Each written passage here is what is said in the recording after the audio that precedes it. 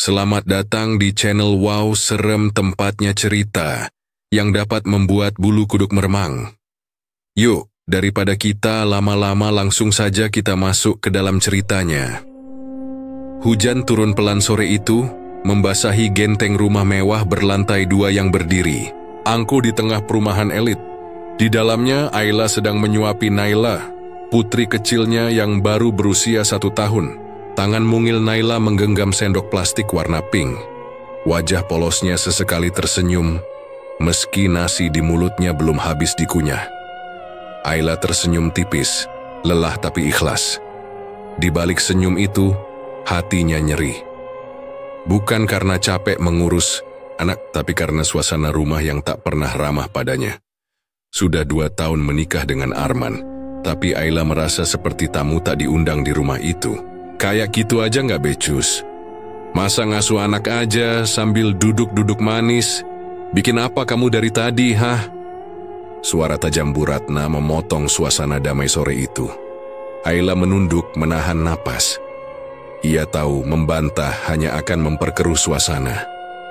Ia bangkit merapikan mangkuk kecil Naila lalu membawa cucian piring ke dapur. Anak perempuan dari kampung, dikasih hidup enak malah manja, gerutu Bu Ratna lagi. Kali ini bicara sambil menyeduh teh manis. Udah saya bilang dari awal, jangan ambil. Perempuan dari keluarga miskin, gak sepadan. Dari balik pintu dapur, Ayla menggigit bibirnya sendiri. Sudah berapa kali ia mendengar kalimat itu? Sudah tak terhitung, bahkan saat hamil, saat ia hampir keguguran, tak ada satupun perhatian dari ibu mertua. Hanya Naila yang menjadi semangat hidupnya, Arman. Lelaki itu seperti boneka. Diam tunduk pada ibunya dan seolah tak pernah berani berkata tidak pada apapun permintaan sang mama. Malamnya Ayla memberanikan diri bicara pada Arman. Mas, aku capek. Tiap hari aku dihina terus sama mama. Aku nggak pernah dianggap di rumah ini. Kamu bisa nggak sekali aja belain aku? Arman yang sedang membuka laptop hanya mendesah pelan. Kamu tuh terlalu sensitif, Ayla. Mama ngomong kayak gitu tuh biasa. Namanya juga orang tua. Kamu jangan dibawa perasaan lah. Ayla terdiam. Sakitnya bukan cuma dari kata-kata Bu Ratna, tapi juga dari dinginnya sikap suami yang dulu bersumpah akan melindunginya. Kalau gitu, aku sama Naila pindah aja, Mas. Cari kontrakan kecil, biar nggak ganggu mama, ucap Ayla lirih. Nyaris tak terdengar, Arman menoleh, wajahnya tampak resah. Kamu jangan macem-macem ya. Mama bisa marah besar kalau tahu kamu punya pikiran begitu. Ayla mengangguk pelan. Hatinya remuk tapi ia belajar menelan luka. Demi Naila, ia akan tetap bertahan. Namun takdir tak pernah berpihak pada orang yang mencoba sabar sendirian. 2 minggu kemudian sebuah tamu datang ke rumah. Laras, perempuan muda cantik berpenampilan elegan, datang bersama orang tuanya yang tak lain adalah pengusaha properti besar di kota itu. Mereka disambut hangat oleh Bu Ratna, bahkan disuguhi makanan istimewa yang jarang sekali disiapkan di rumah. Itu Ayla hanya bisa mengintip dari balik dapur. Tangannya yang sedang mencuci piring tiba-tiba gemetar saat mendengar nama Laras disebut sebagai calon istri Arman. Ia nyaris menjatuhkan piring yang dipegangnya. Malam itu, Bu Ratna memanggil Arman dan Ayla ke ruang tengah. Wajah Bu Ratna penuh kemenangan seolah sedang mengumumkan hadiah besar. Arman, kamu harus nurut sama mama. Laras dan keluarganya cocok buat kamu.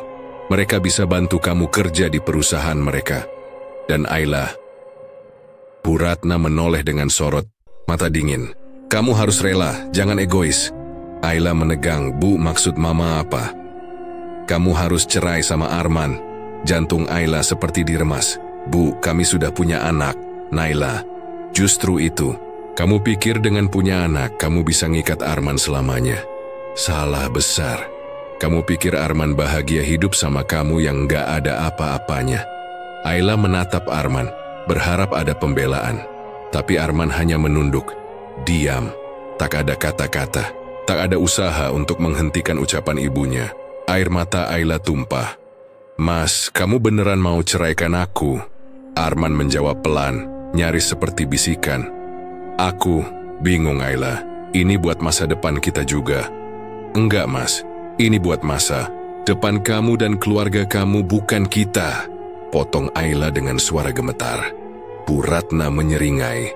Akhirnya kamu sadar juga. Besok kamu bisa kemas barang kamu. Bawa anak kamu pergi dari sini. Saya nggak butuh menantu miskin. Ayla berdiri. Tubuhnya gemetar hebat. Tapi bukan karena takut, melainkan karena luka yang ditahan terlalu lama. Akhirnya, pecah jadi bara dendam. Malam itu, Ayla memeluk Naila erat-erat di kamarnya. Ia tak menangis lagi. Air matanya sudah habis. Yang tersisa hanya satu, tekad. Maafkan Ibu, Naila. Suatu saat nanti kamu akan tahu kita nggak pantas diperlakukan begini. Ibu janji, Ibu bakal buktikan bahwa kita bisa hidup lebih baik tanpa mereka. Langit masih gelap saat Ayla menggendong Naila keluar dari rumah megah itu. Bayi kecil itu tertidur lelap di pelukan ibunya, tak tahu bahwa hidup mereka baru saja diusir dari satu-satunya tempat berteduh. Tangan Ayla menggenggam erat tas kecil, berisi beberapa potong baju, popok, dan sedikit uang sisa tabungan yang nyaris habis. Tak ada yang mengantar, tak ada yang peduli. Langkah Ayla terasa berat, bukan karena beban di tangan, tapi karena luka di hatinya yang makin dalam. Setiap tapak, kakinya menyisakan rasa hampa. Ia tak tahu harus kemana. Rumah orang tuanya di kampung tak mungkin jadi tujuan. Ayahnya sudah lama meninggal, dan ibunya hidup seadanya bersama adik-adiknya yang belum bekerja. Pagi itu, Ayla duduk di pojok teras masjid kecil di pinggir jalan. Udara masih dingin, embun belum sepenuhnya menguap. Ia memeluk Naila sambil menyusui anak itu dengan tenang, berusaha kuat meski dadanya penuh sesak. Beberapa jamaah laki-laki melirik iba, tapi hanya sebatas lirikan. Tak ada yang berani menyapa. Dunia terlalu sibuk untuk peduli pada perempuan muda yang menangis diam-diam sambil memeluk bayinya. Hari berganti, dan malam datang dengan perut kosong. Ayla bertahan tidur di teras masjid 2 malam. Namun hujan deras, malam ketiga memaksanya berpindah ke sebuah kontrakan sempit di gang sempit wilayah kumuh. Seorang ibu warung kasihan padanya, membantu mencarikan tempat itu. Murah, gelap, dan lembab, tapi setidaknya mereka tak tidur di jalanan. Kontrakan itu hanya seluas 3 dan 4 meter. Atapnya bocor, lantainya dingin, dan dindingnya penuh lumut. Tak ada kasur, hanya selembar tikar tipis yang jadi alas tidur mereka. Hari-hari berikutnya penuh perjuangan. Ayla mencoba menjahit baju, menawarkan jasa cuci gosok, bahkan pernah ikut jualan gorengan milik tetangga depan. Tapi hasilnya tak cukup untuk beli obat saat Naila demam tinggi. Anak itu sering batuk dan muntah. Nafasnya sesak tiap malam. Ayla panik, tapi ia tak punya uang untuk membawa Naila ke dokter. Ia hanya bisa mengompres anaknya dengan air hangat dan membaca doa-doa dengan suara parau. Suatu malam ketika hujan turun deras dan atap kontrakan bocor di banyak sisi, Ayla terduduk lemas. Naila kejang dan menggigil. Ia mengguncang tubuh putrinya, menangis histeris. Namun suara hujan menenggelamkan isaknya. Astagfirullah. Naila, bangun, nak. Jangan tinggalin ibu. Ia berlari keluar rumah, menggendong Naila yang tak sadarkan. Tuh diri. Hujan mengguyur tubuh mereka dan di jalan becek itu, Ayla jatuh terduduk. Menjerit memanggil pertolongan. Namun hanya gelap yang menjawab. Hingga dari kejauhan, sosok seorang perempuan tua muncul. Jubah hitamnya menyapu tanah. Matanya tajam, seperti menembus kegelapan. Ayla yang sudah tak tahu harus berharap pada siapapun, hanya bisa menatapnya tanpa kata. Perempuan tua itu mendekat, lalu meletakkan telapak tangannya di dahi Naila. Seketika tubuh kecil itu berhenti kejang. Napasnya mulai tenang, meski tetap lemah. Kau menyimpan luka yang terlalu dalam, ujar perempuan itu, suaranya pelan, tapi jelas terdengar di tengah gemuruh hujan. Luka itu bisa jadi kekuatan, tapi bisa juga membunuhmu. Ayla menunduk menangis di pelukan anaknya. Saya cuma mau Naila hidup, Bu. Saya cuma pengen anak saya sehat. Saya cuma pengen mereka semua tahu. Saya bukan perempuan yang bisa dibuang seenaknya. Perempuan itu tersenyum samar. Dendam adalah bahan bakar yang kuat, tapi kamu harus siap jika ingin menyalakan api. Ayla menatap perempuan itu, bingung. Ada jalan, lanjutnya. Jalan yang akan membuatmu kuat, berkuasa, dan disegani. Tapi tidak semua sanggup menempuhnya. Kamu siap? Ayla menggenggam Naila erat-erat. Saya akan lakukan apa saja. Asal anak saya nggak sakit lagi. Asal saya bisa buktikan ke mereka semua kalau saya bisa berdiri lebih tinggi dari mereka. Perempuan itu mengangguk pelan. Lalu dari balik jubahnya, ia mengeluarkan sesuatu. Sebuah kain hitam yang dililit tali merah, dan sehelai rambut panjang yang tampak seperti baru dicabut dari kepala manusia.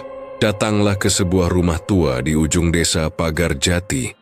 3 hari dari sekarang, tengah malam, bawa kain ini. Jangan ceritakan pada siapapun, jangan ajak siapapun. Kalau kau masuk, kau tak bisa kembali jadi manusia biasa. Lalu perempuan itu berbalik dan menghilang dalam hujan, seolah tertelan malam. Keesokan paginya, Naila sudah bisa tersenyum lagi. Tubuhnya masih lemah, tapi demamnya turun drastis. Ayla memandangi putrinya dengan campuran rasa syukur dan takut. Ia tahu apa yang ia alami malam tadi bukan hal biasa. Selama 3 hari, Ayla mencoba menguatkan diri. Ia terus bertanya-tanya, apakah ia sudah sejauh ini terdesak? Apakah hidupnya memang harus menempuh jalan gelap untuk bisa bangkit? Tapi tiap kali ia mengingat wajah Naila yang pucat dan tubuhnya yang menggigil di pelukannya, hati Ayla mengeras. Tak ada lagi tempat untuk berharap pada belas kasih. Dunia sudah menolaknya. Kini saatnya ia memilih jalannya sendiri. Malam ketiga tiba. Ayla memakai kerudung hitam dan membawa kain serta rambut pemberian perempuan tua itu. Ia menitipkan Naila pada ibu warung yang dulu menolongnya, beralasan harus keluar sebentar mencari pekerjaan malam. Tanpa menoleh ke belakang, Ayla melangkah menuju Pagar Jati, dan disitulah jalan baru terbuka. Selangkah Ayla berat saat memasuki hutan kecil di ujung desa Pagar Jati. Malam itu sunyi. Hanya suara jangkrik dan angin yang meliuk di antara pepohonan. Bulan menggantung pucat di langit, memantulkan cahaya samar ke jalan setapak yang dipenuhi akar dan dedaunan kering. Di tangannya, kain hitam dengan lilitan merah. Itu terasa lebih berat dari sebelumnya. Tak jauh di depan, rumah tua yang dimaksud perempuan misterius itu berdiri angkuh. Kayu-kayunya sudah lapuk, jendelanya pecah dan atapnya miring. Tapi ada sesuatu yang membuat Ayla tidak bisa berbalik. Entah kekuatan apa, ia terus melangkah. Begitu mendekat, pintu rumah itu terbuka sendiri, mengeluarkan derit yang menembus ke tulang. Di dalam ruangan yang gelap hanya ada satu cahaya redup dari lilin hitam di tengah-tengah lingkaran tanah liat. Di sekelilingnya, simbol-simbol aneh tergurat di lantai.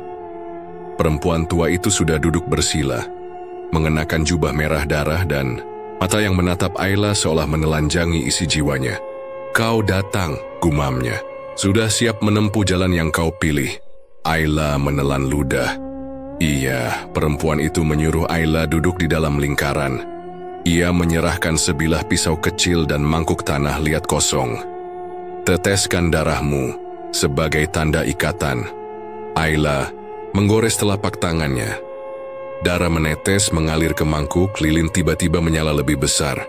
Asap hitam muncul dari dalam lingkaran. Udara mendadak dingin, lalu terdengar bisikan. Banyak, pelan. Bertumpuk-tumpuk perempuan tua itu membaca mantra, lidahnya menjulur aneh. Lalu ia berkata pada Ayla, kau harus beri sesuatu yang paling kau cintai, sebagai tumbal. Itu harga kekuatan. Ayla bingung. Maksudnya, tunggu saja. Mereka akan mengambilnya sendiri. Ritual berakhir dan Ayla pingsan. Saat ia terbangun, fajar hampir menyingsing. Ia sendirian. Rumah tua itu kosong seolah tak pernah ada yang tinggal di sana. Hari-hari berikutnya berjalan di luar logika. Ayla, yang sebelumnya berjuang menjahit dan mencuci, tiba-tiba mendapatkan ide membuka toko online busana muslimah. Ia memulai dari nol, hanya berbekal HP jadul. Tapi entah bagaimana pesanan berdatangan.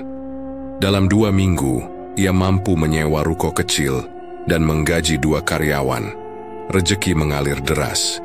Setiap yang ia sentuh seperti berubah jadi uang. Dalam waktu sebulan, Ayla sudah pindah ke rumah kontrakan yang jauh lebih baik, lengkap dengan perabot dan fasilitas nyaman. Naila tampak sehat, ceria, seolah tak pernah mengalami masa-masa sulit sebelumnya. Ayla merasa bersyukur. Ia mulai percaya bahwa keputusannya menemui perempuan tua itu tidak sia-sia. Namun seiring kemajuan hidupnya, mulai muncul keganjilan. Tiap malam, ada suara-suara berbisik di dekat telinga Ayla. Kadang suara tangisan, kadang suara tertawa kecil. Bayangan hitam sering melintas di pojok ruangan, tapi saat dilihat tidak ada siapa-siapa. Puncaknya adalah ketika Naila, yang baru saja tertidur sore itu di kamar kecil mereka, mendadak menghilang. Ayla panik. Dia mencari ke seluruh penjuru rumah. Kamar mandi, dapur, halaman belakang, tetangga sebelah.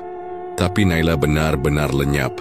Seolah tak pernah ada. Pintu rumah terkunci dari dalam. Tak ada tanda-tanda penculikan.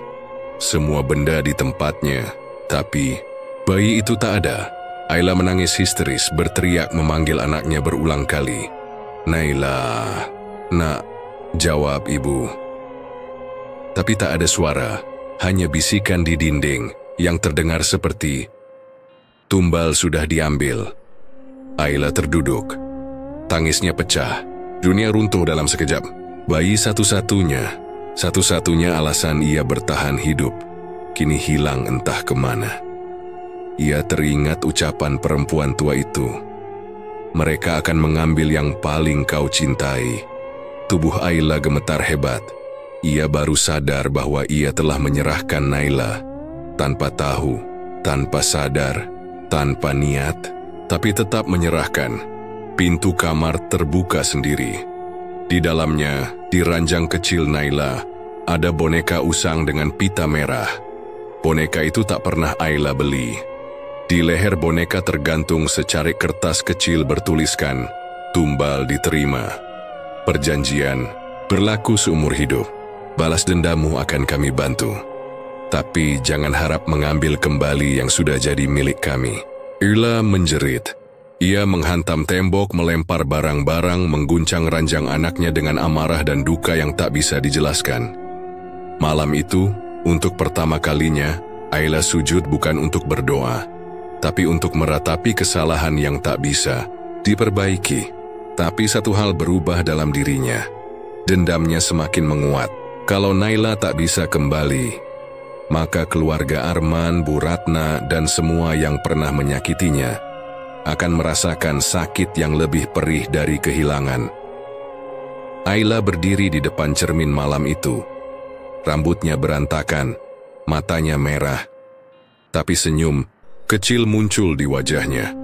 "Aku sudah kehilangan segalanya. Sekarang, aku akan ambil segalanya dari mereka." Dan malam pun menjadi saksi dimulainya langkah balas dendam dari seorang ibu yang kehilangan anak karena perjanjian gelap. Langit sore itu mendung. Angin berhembus pelan di halaman rumah Bu Ratna, membawa bau tanah basah dan ketegangan yang menggantung di udara. Di dalam rumah, suasana duka menyelimuti. Kakak ipar Ayla, Rina, ditemukan meninggal mendadak di kamar mandi pagi tadi.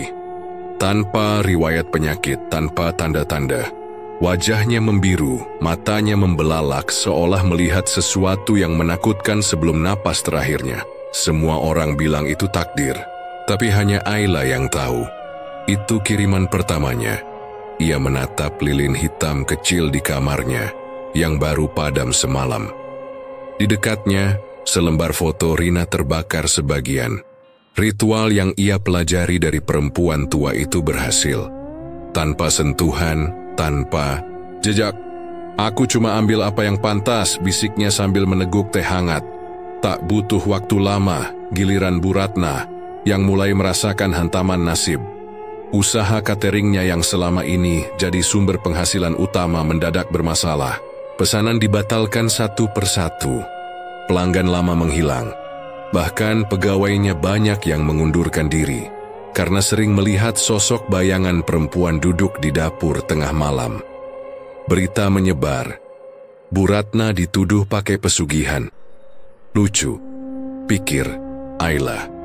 Padahal justru dia sendiri yang kini bermain dengan jalur gaib.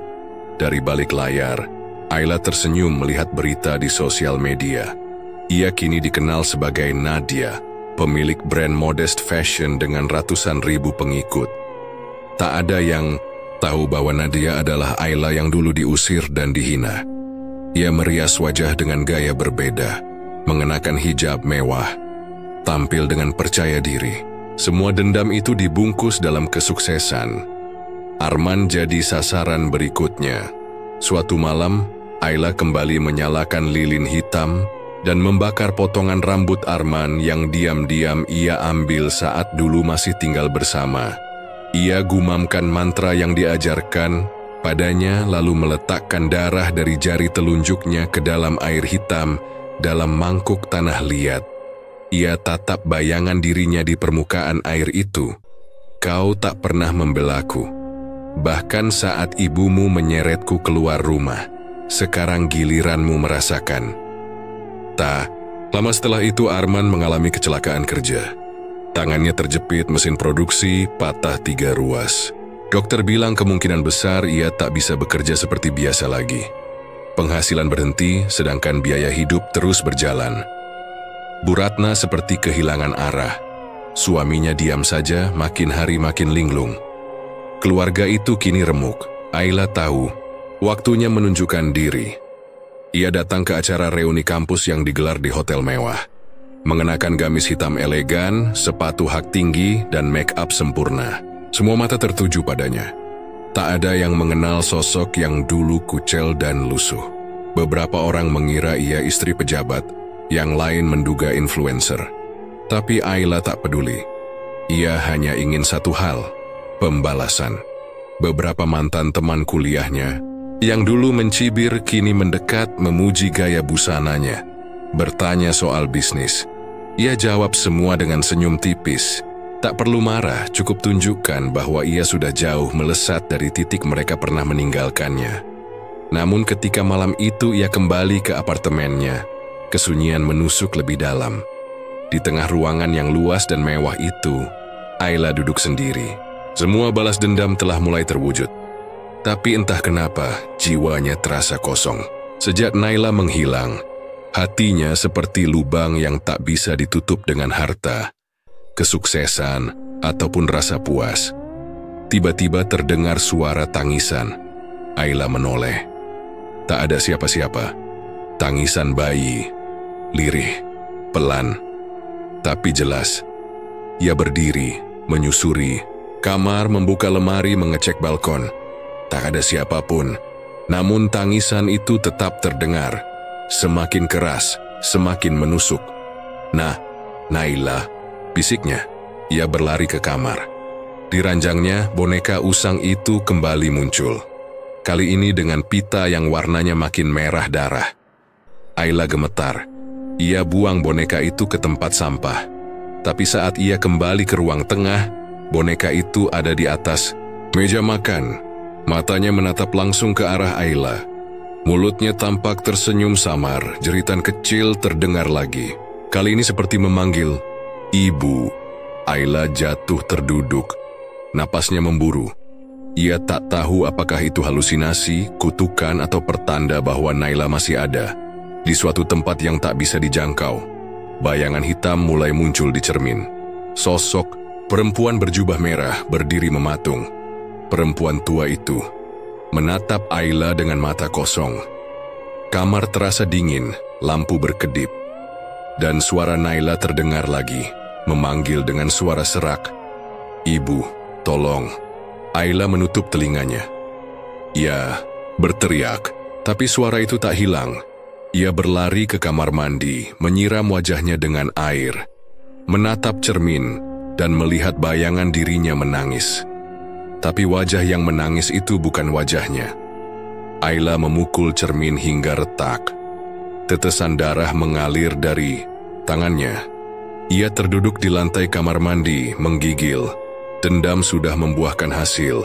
Tapi bersamanya datang kutukan yang tak bisa ia kendalikan.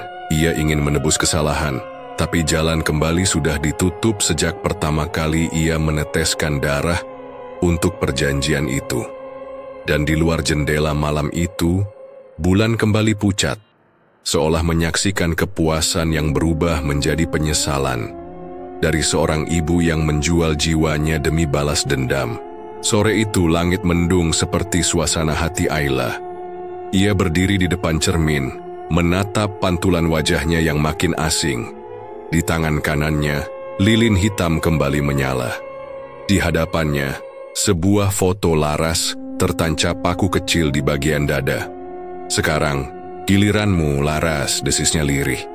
Sudah cukup lama Ayla mengamati kehidupan istri baru Arman itu. Laras memang berbeda.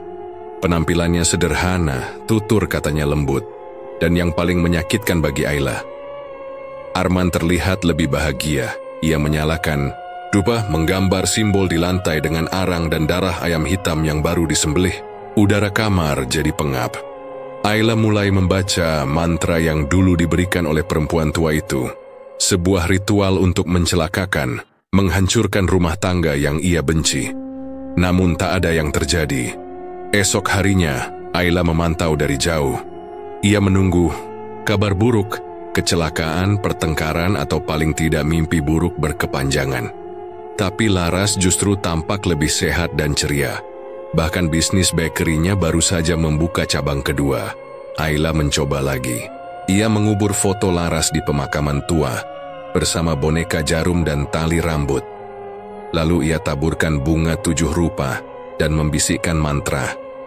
Kali ini lebih kuat, tapi lagi-lagi tak ada yang terjadi. Malam itu, Ayla mimpi buruk. Ia melihat bayangan Laras berdiri di tengah rumah, membaca ayat suci dengan suara jernih. Dinding rumah Laras dipenuhi kaligrafi dan cahaya putih menyilaukan.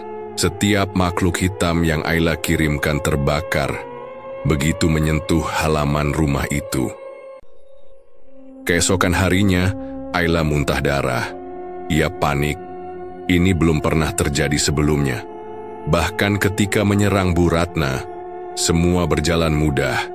Tapi Laras, dia seperti dilindungi oleh sesuatu yang tak bisa disentuh. Laras sendiri mulai sering mengalami mimpi aneh. Ia melihat bayangan perempuan berambut panjang berdiri di kamar tidur, menangis. Kadang terdengar suara tangisan anak kecil. Kadang sosok perempuan itu berjalan menuju tempat tidurnya sambil membawa boneka lusuh. Entah kenapa, aku merasa rumah ini diawasi, ujar Laras pada ibunya suatu pagi. Ibunya, Bu Hesti, hanya tersenyum dan memintanya untuk memperbanyak zikir dan membaca surat Al-Baqarah setiap malam. Sejak menikah, Laras memang tinggal di rumah peninggalan kakeknya, yang sering digunakan untuk pengajian. Setiap malam ada suara ayat suci yang mengalun. Di sudut ruang tamu, selalu ada sajadah terbentang dan wewangian kayu gaharu. Sementara itu, Ayla makin frustasi. Ia mulai menyalahkan dirinya sendiri. Semua kekuatan yang dulu ia banggakan kini tak lagi berguna. Ia merasa seperti dibelenggu. Tubuhnya sering menggigil, dan ia mulai mendengar suara Naila lebih sering dari biasanya. Jeritan anak kecil itu seakan makin dekat, makin menusuk hati. Ia terbangun tengah malam dengan wajah basah oleh air mata. Di dinding kamar, muncul bayangan hitam Naila memandang dengan tatapan kosong. Apa ini balasannya karena aku mencoba hancurkan orang yang taat? Bisik Ayla gemetar. Beberapa hari kemudian, Laras menerima telepon dari sahabat lamanya, Wina, yang tak sengaja bertemu seseorang yang mengaku pernah mengenal Arman. Lar, kamu tahu nggak sih, Arman itu pernah nikah sebelumnya. Laras terdiam. Serius, Win? Iya. Bahkan katanya punya anak juga, tapi Nggak pernah aku dengar kabarnya lagi. Arman pernah cerita ke temanku dulu, tapi setelah itu dia kayak nutup semua masa lalunya rapat-rapat. Laras merasa seluruh tubuhnya kaku. Selama ini Arman tak pernah bercerita. Ia pikir Arman adalah pria sederhana dengan masa lalu bersih. Tapi sekarang, teka-teki itu mulai terbuka. Tangisan anak kecil yang ia dengar dalam mimpinya, jangan-jangan itu bukan hanya bunga tidur. Malam itu, Laras menatap suaminya dengan tatapan penuh tanya. Arman baru saja pulang kerja, terlihat lelah dan kusut. "Kamu pernah nikah sebelumnya?" tanyanya pelan. Arman tampak terkejut, bibirnya terbuka, tapi tak ada kata keluar selama beberapa detik. Tuh iyalah. Tapi itu masa lalu. Aku takut kehilangan kamu kalau aku cerita dari awal. Dan anakmu. Arman menunduk. Namanya Naila. Tapi dia hilang. Ibunya menghilang juga. Aku nggak tahu mereka di mana.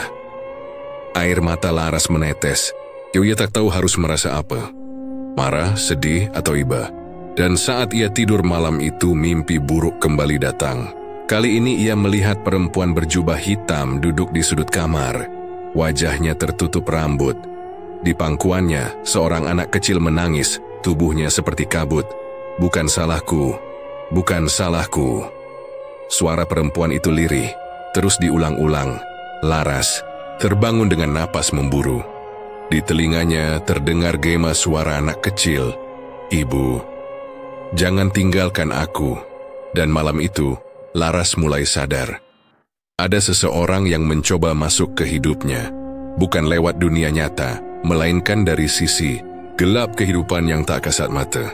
Siang itu, Laras duduk termenung di dalam mobilnya yang terparkir di pinggir jalan kecil.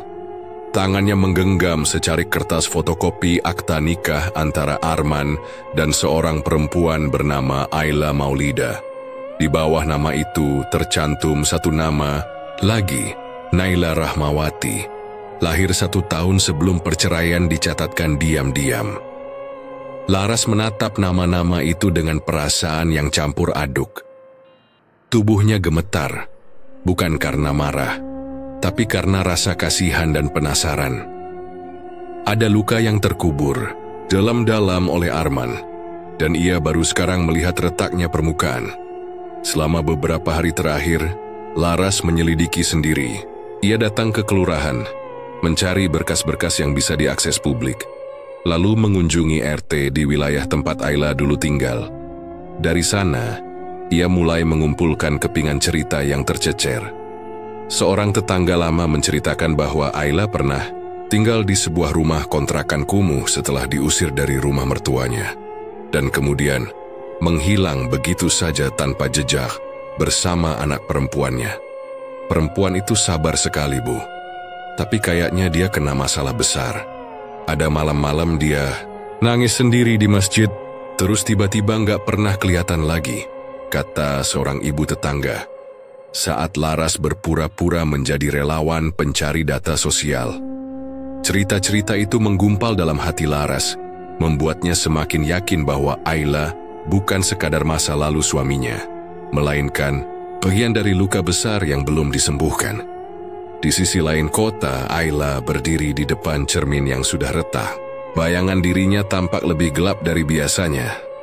Wajahnya tirus, mata cekung, dan tubuhnya makin kurus. Di sekeliling ruangan, aroma kemenyan menyengat menusuk hidung. Lilin hitam sudah hampir habis. Di lantai, seekor ayam jago yang disiapkan untuk kurban pesugihan berlarian, menabrak-nabrak dinding kecil ruang ritualnya. Tapi kali ini Ayla tak sanggup.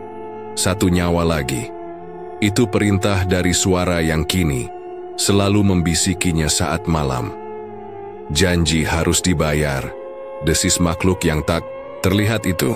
Suaranya menggema dari sudut-sudut ruangan yang gelap. Ayla menutup telinganya. Tapi suara itu terus datang. Wajah Naila muncul di sela-sela pikirannya. Anak itu tertawa, memanggil ibu dari kejauhan. Lalu suara itu berubah menjadi tangisan, memilukan. Aku sudah cukup. Jangan lagi. Ayla bergumam lirih. Namun makhluk itu tak peduli. Ia hanya tahu satu hal. Kesepakatan adalah kesepakatan. Dulu Ayla meminta kemewahan, kejayaan, dan pembalasan dendam. Maka sekarang waktunya membayar. Darah harus dibayar dengan darah. Malam itu saat Ayla hendak menyalakan dupa untuk ritual selanjutnya, terdengar ketukan di pintu rumahnya. Tok, tok, tok. Ayla mematung. Jarang ada orang datang ke rumahnya, apalagi malam-malam begini. Ia mendekat pelan. Hatinya was-was saat pintu dibuka, berdiri seorang perempuan yang tampak tenang, berjilbab krem dengan wajah bersih dan senyum yang meneduhkan. Wajah itu dikenalnya. Meski hanya dari foto dan pengamatan jarak jauh, Ayla tahu siapa dia. Laras? Gumam Ayla. Laras mengangguk. Assalamualaikum. Ayla tidak menjawab salam. Ia hanya membuka pintu sedikit lebih lebar dan memberi isyarat masuk. Mereka duduk berhadapan, diam untuk waktu yang cukup lama. Saya tahu siapa Mbak Ayla, kata Laras akhirnya. Ayla menunduk, tangannya gemetar. Saya juga tahu semua yang sudah Arman sembunyikan tentang pernikahan kalian, tentang Naila, dan tentang Mbak yang terluka begitu dalam. Ayla terisak. Untuk pertama kalinya setelah sekian lama, ada seseorang yang menyebut nama putrinya dengan penuh kasih. Aku cuma ingin Naila balik. Itu saja, fisiknya lemah. Tapi aku sudah terlalu dalam, terlalu gelap. Laras menarik napas dalam. Saya nggak datang ke sini buat marah. Saya cuma ingin menawarkan sesuatu yang mungkin nggak pernah Mbak bayangkan. Ayla menatapnya dengan mata merah. Pengampunan, kata Laras pelan. Saya nggak tahu apa yang sudah Mbak lakukan. Tapi saya percaya semua orang bisa berubah. Bahkan yang terjatuh paling dalam pun bisa kembali asal mau. Ayla terdiam. Tiba-tiba tubuhnya bergetar hebat. Udara di ruangan jadi lebih dingin. Lilin yang hampir padam tiba-tiba mati dengan sendirinya. Suara-suara samar mulai terdengar. Tangisan Naila, lolongan, bisikan-bisikan mencekam. Sudah terlambat Laras, aku sudah jual jiwaku. Tapi tidak untuk selamanya Mbak. Kita masih bisa lawan. Kita masih bisa tarik semuanya kembali. Saya akan bantu. Saya tahu orang-orang yang bisa bantu. Ayla memejamkan mata, air matanya menetes satu-satu. Suara-suara itu makin bising di telinganya, seperti ribuan jeritan anak-anak yang tak pernah tumbuh dewasa. Tapi di antara semua itu, ada satu suara yang paling kuat. Ibu, pulang. Laras memegang tangan Ayla. Hangat, lembut. Beda dengan semua yang pernah Ayla rasakan selama bertahun-tahun belakangan. Rasa sakit, dendam, kesepian. Semuanya seakan menemukan lubang untuk keluar perlahan-lahan. Dan malam itu, untuk pertama kalinya, Ayla menggulung sajadah yang sudah lama tak disentuh. Dia buka lemari tua, mengambil mukena yang masih berbau kamper. Tangisnya pecah di antara isak doa dan penyesalan. Laras duduk di sampingnya, memeluk pelan tanpa kata. Mereka tidak tahu, malam itu sesuatu yang besar sedang terjadi di alam tak terlihat. Sebuah kontrak yang selama ini ditandatangani darah mulai retak di salah satu sisinya. Dan iblis yang selama ini tertawa untuk pertama kalinya mulai marah. Langit malam tampak lebih gelap dari biasanya. Awan menggulung pekat dan angin yang berembus membawa aroma aneh, seperti dupa terbakar dan bunga layu. Di dalam rumahnya yang sepi, Ayla duduk bersila di ruang tengah, dikelilingi cermin-cermin kecil yang ditaruh di 4 penjuru. Di tengah lingkaran ada mangkuk tanah liat berisi darah ayam yang sudah menghitam, sisa ritual terakhir. Namun malam ini berbeda, tak ada niat untuk memanggil. Justru Ayla ingin menantang. Sudah cukup, semua yang ia rencanakan selama ini telah berhasil. Bu Ratna bangkrut, kakak iparnya meninggal mendadak, dan Arman kehilangan pekerjaannya setelah kecelakaan di proyek besar. Keluarga yang dulu menginjak-injak harga dirinya kini hanya puing-puing yang tersebar tanpa arah. Namun mengapa hatinya justru kosong? Tidak ada kebahagiaan, tidak ada rasa lega. Yang ada hanya sepi dan wajah Naila yang terus datang dalam mimpi, menangis, memanggil, dan menjauh setiap kali Ayla mencoba mendekapnya. Kenapa semua ini nggak cukup? Bisiknya pada dirinya sendiri. Dari cermin di hadapannya, bayangan hitam muncul perlahan. Seperti uap pekat yang membentuk sosok tanpa wujud pasti. Matanya merah menyala, tak berkedip. Kau ingin menantangku? Desis makhluk itu. Ayla menegakkan tubuhnya. Aku ingin Naila kembali. Aku ingin semua ini dihentikan. Makhluk itu tertawa rendah. Suaranya seperti beling yang digerus di telinga. Kau minta terlalu banyak. Kau yang membuat perjanjian. Kau yang memanggilku. Sekarang ingin lari? Aku rela. Asal Naila bisa bebas. Asal dia nggak jadi bagian dari ini semua. Makhluk itu membungkus ruangan dengan aura hitam. Lilin yang dinyalakan Laras sore tadi mati satu persatu. Suara tangisan bayi menggema dari dinding dan darah dalam mangkuk mendidih. Bayarannya, nyawamu sendiri Ayla, desisnya. Tapi ingat, begitu kau putuskan tidak ada jalan mundur. Ayla menelan ludah. Ia tahu resikonya. Namun pikirannya sudah bulat. Ia akan menebus segalanya. Bahkan jika harus mengorbankan dirinya. Tapi sebelum ritual pembebasan dilakukan, Ayla ingin bertemu seseorang. Seseorang yang jadi saksi dari semuanya. Laras. Laras terkejut saat Ayla tiba-tiba muncul di depan rumahnya. Menjelang dini hari. Wajah Ayla terlihat lebih pucat dari sebelumnya. Tubuhnya gemetar seperti orang demam. Tapi matanya justru tampak tenang. Aku mau menyerahkan semuanya, kata Ayla pelan. Tapi aku butuh bantuanmu. Aku nggak bisa, sendirian.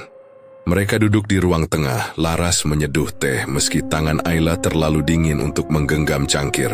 Malam itu Ayla menceritakan semuanya. Perjanjian pesugihan, kehilangan Naila, dan suara-suara yang terus menghantuinya. Laras mendengarkan tanpa menyela, lalu berkata, kalau Mbak benar-benar ingin bebas, maka kita harus hadapi ini dengan cara itu yang benar. Ia lalu menghubungi seorang ustaz yang dikenal sebagai pengamal ruqyah dan pembimbing spiritual. Ustaz itu bersedia datang keesokan malam, memimpin upacara pembebasan dari ikatan pesugihan. Tapi ada satu syarat. Ayla harus ikhlas dan siap kehilangan semua yang ia dapat dari pesugihan, termasuk harta dan statusnya. Ayla mengangguk pelan. Aku sudah terlalu lama hidup dengan hutang dosa. Aku siap miskin lagi, asal bisa bertemu Naila, walau hanya dalam mimpi terakhirku.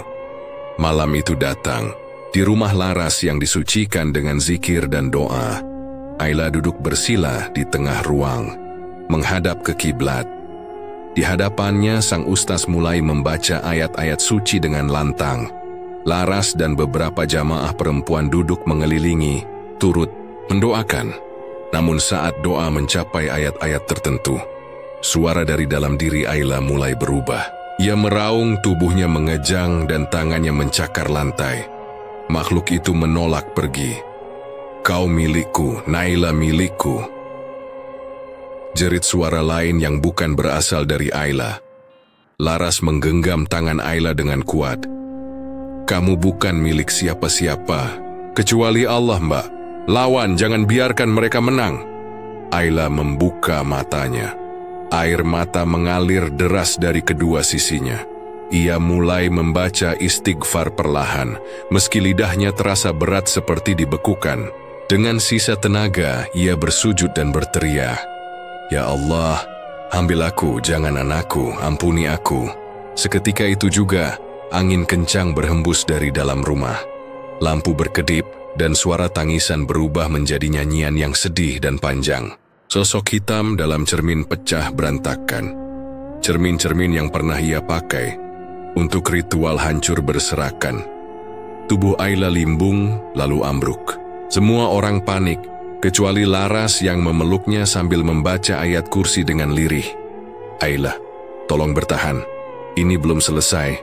Ayla membuka mata terakhir kalinya malam itu. Di sudut ruang, ia melihat sesosok anak kecil berdiri. Wajahnya bersih, tersenyum dan mengulurkan tangan. "Ibu, ayo pulang," kata Naila pelan. Ayla tersenyum, lalu napasnya berhenti. Keesokan harinya kabar kematian Ayla tersebar di antara warga. Banyak yang tak tahu siapa dia sebenarnya. Hanya Laras yang benar-benar memahami apa yang telah terjadi. Jenazah Ayla dimakamkan secara layak. Laras mengurus semuanya dengan tenang, meski hatinya remuk. Tapi di antara kesedihan itu, ada damai yang belum pernah ia rasakan. Malamnya Laras bermimpi. Ia melihat Ayla berjalan bersama Naila di padang rumput yang luas. Keduanya tampak tenang, dan dari kejauhan terdengar suara zikir bergema. Dan di sanalah dendam berhenti. Penebusan dimulai. Tahun demi tahun berlalu. Kehidupan di kota itu berjalan seperti biasa. Keluarga Bu Ratna, yang dulu begitu berkuasa dan dipandang tinggi, kini hanya tinggal kenangan. Usaha yang dulu menguntungkan kini gulung tikar. Rumah megah mereka kini hanya sebuah bangunan kosong yang dihantui kenangan masa lalu. Arman, yang dulu menjadi suami Ayla, tak pernah lagi muncul di masyarakat. Kabarnya, dia hidup sendirian di sebuah desa terpencil, jauh dari hiruk-pikuk kota Laras, yang dulunya hanya istri kedua, kini menjadi sosok yang dihormati. Dia menjalankan usaha dengan sukses dan berkeluarga bahagia, meski kenangan akan Ayla tak pernah benar-benar hilang. Ia sering merenung, mengenang perjuangan Ayla yang penuh penderitaan, dan kesediaan Ayla untuk menebus segala dosa-dosanya. Di sebuah makam sederhana di luar kota, sebuah nisan tertulis dengan indah. Ayla, seorang ibu yang rela mengorbankan segalanya demi anaknya. Makam itu kini dikelilingi oleh bunga-bunga segar yang setiap pagi dirawat oleh Laras. Seakan bunga-bunga itu memberikan penghormatan terakhir kepada Ayla, seorang wanita yang berjuang dengan segala cara untuk menebus kesalahan dan mendalamkan penyesalan. Meskipun dendam telah membawa kehancuran, penebusan di akhir hidupnya memberi ruang untuk harapan baru.